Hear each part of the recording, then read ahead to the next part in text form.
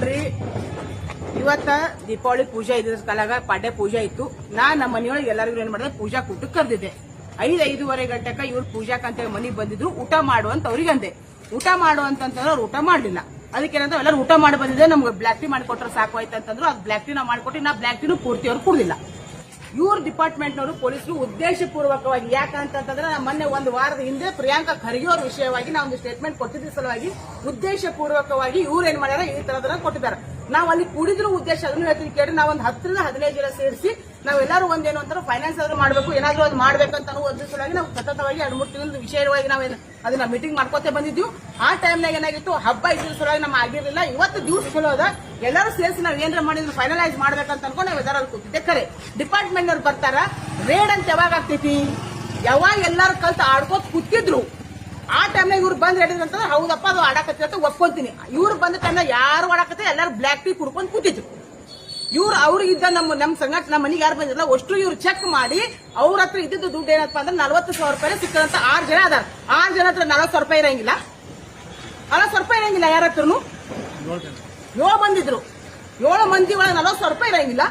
40,000 ರೂಪಾಯಿ ಅಂತಂದ್ರೆ ಅಲ್ಲೇ ನಮ್ಮ ಮನೆಯೊಳಗೆ ಇದ್ದಂತ ಏನು ಅಂತಂದ್ರೆ ನಾವು ವಾಸ್ತವ ಪ್ರಕಾರ ಮನೆಯೊಳಗೆ ಇರ್ಬೇಕಂತ ಹೇಳಿ ನಾವೇನು ಬಂದಿತ್ತು. ನಾವು ಕಾರ್ಡ್ಸ್ ಬಂದ್ ಐತಿದ್ರೆ ಅದು ಕಾರ್ಡ್ ಸೆಟಲ್ ಇವ್ರು ಏನ್ ಮಾಡ್ತಾರೆ, ಪೂರ್ತಿ ತಗೋದ್ರೆ ಅರ್ಧ ಮರ ತಗೊಂಡ್ ಬಂದ. ಇದು ನೇರವಾಗಿ ಪ್ರಿಯಾಂಕಾ ಖರ್ಗೆ ಅವರು ನನ್ನನ್ನ ಟಾರ್ಗೆಟ್ ಮಾಡ್ಲಿಕ್ಕಂತಾರ. ನಾನು ಹೇಳ್ತಾ ಇದೀನಿ ಪ್ರಿಯಾಂಕಾ ಖರ್ಗೆ ಅವರಿಗೆ, ನೀವೇನಾದ್ರೂ ಖರೇನೆ ಇತ್ತು ಅಂತಂದ್ರೆ ನೇರವಾಗಿ ಮಾಡ್ರಿ, ಇಂತ ಹೊಳಸ್ ಹುಚ್ಚಿ ಚಕರ್ ಮಾಡಕ್ ಹೋಗ್ಬೇಡ್ರಿ. ನೀವೇನ್ ಮಾಡ್ತೀರಿ ಅದಕ್ಕೆ ರೆಡಿ ಇದೀನಿ, ಮಾಡ್ಕೊಳ್ಳಿ, ನಾ ಮಾಡ್ಕೊಳ್ಳಿ ರೆಡಿ ಇದೀನಿ. ನೀವು ಏನ್ ಮಾತಾಡಿದ್ರೆ ನೇರವಾಗಿ ಮಾಡ್ರಿ, ನೇರವಾಗಿ ನನ್ನ ಜೊತೆ ನೀವು ಟಕ್ಕರ್ ತಗೊಂಡು ನಾ ಮಾಡ್ತೀನಿ. ನೀ ವಿಷಯವಾಗಿ ನನಗೇನಾಗ್ಲಿ, ನನ್ನ ಗಂಡಗೇನಾಗ್ಲಿ, ನನ್ನ ಮಕ್ಕಳಿಗೆ ಏನಾರ ಹೆಚ್ಚು ಕಮ್ಮಿ ಆಯ್ತು ಅಂತಂದ್ರೆ ನಾನು ನಾಳೆ ಹೋಗಿ ಪೊಲೀಸ್ ಕಮಿಷನರ್ ಆಫೀಸ್ಗೆ ಅಪ್ಲಿಕೇಶನ್ ಕೊಡ್ತೀನಿ.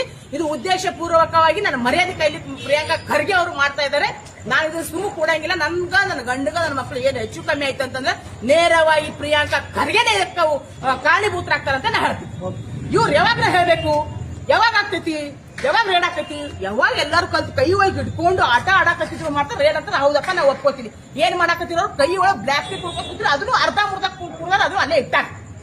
ಸಂಗಮೇಶ್ ಅಣ್ಣರು ನಮ್ಮ ಮನೆಗೆ ಬಂದಿದ್ರು. ಯಾಕೆ ಬಂದಿದ್ರು ಅಂತಂದ್ರೆ ಅವ್ರು ಹೊಸ ಇನೋವಾ ಕಾರ್ ತಗೊಂಡಿದ್ರು, ಕಲರಿಂಗ್ ಮಾಡಿದ್ರು. ಅಕ್ಕ ನಾ ಇನೋವಾ ತಗೊಂಡ್ ಬಂದಿನಿ, ಕಲರ್ ಮಾಡೀನಿ, ನೀ ಬಾವ ಒಂದ್ ತಾಸ್ ಒಂದ್ ರೌಂಡ್ ಹಾಕೋಣ ಅಂತ ಅನ್ಕೊ. ನಾನಂತ ಅಣ್ಣ ಪೂಜೆ ಆದ್ಮೇಲೆ ಬರ್ತೀನಿ ಅಂತ ಅನ್ಕೊಂಡು ಖರೆ.